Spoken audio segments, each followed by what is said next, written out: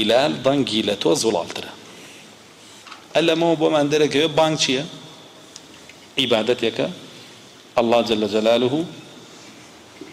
الله جل جلاله بمسلمانانی فرمان پێ کردووە ورسول الله صلى الله عليه وسلم جێبەجێ کردووە وصحابە فەرموویانە حتا وەکوم بۆ وعیبادەتێکی بەدەنیە عیبادەتێکی جەستەییە بەدەمەیکەی بە زوبانێکەی هەندێکیشی بەچیەکەی بەسەر حي على الصلاة وحي على الفلاح ئاوڕێیتەوە بەدەست پەنجا خەیتە گوێتەوە بۆی دەنگ زیاتر بڕوە. بۆیە مەجمەعی فقهی جیهانی ئەفەرمێ ئیلا ئەبێ ئینسانێک بیە لە کاتی خۆیان بە جیهاز نابێت. حرامە ئەفەرمون بە جیهاز بانگ بدەین. ئەمە فتوای ئێمە نییە.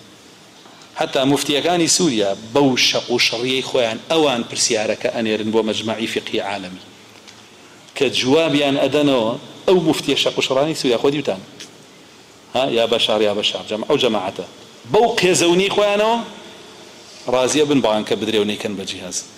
بانکە ئەدرێ ناکرێت بە جیهاز. وەکو باسیشمان کرد یەکەم کەس کە بانگی کرد بە جیهاز ئیسرائیل بوو. چکە لە ناو ئیسرائیل مزگەوت زۆرە تەوحیدی بانگی کرد و کردی بە جیهاز. ئەبەو شێوە جا ئەبەم شێوە بانگ با بڵین تەشریع بووە. ڕەسوڵ الله صلی الله علیه وسلم بانگ بێژەکانیشی جیاواز بوون.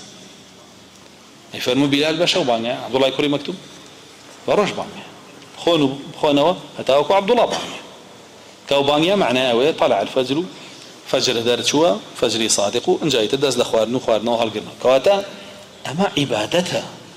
عیبادەتیش جیازێکە نایکات جیاز.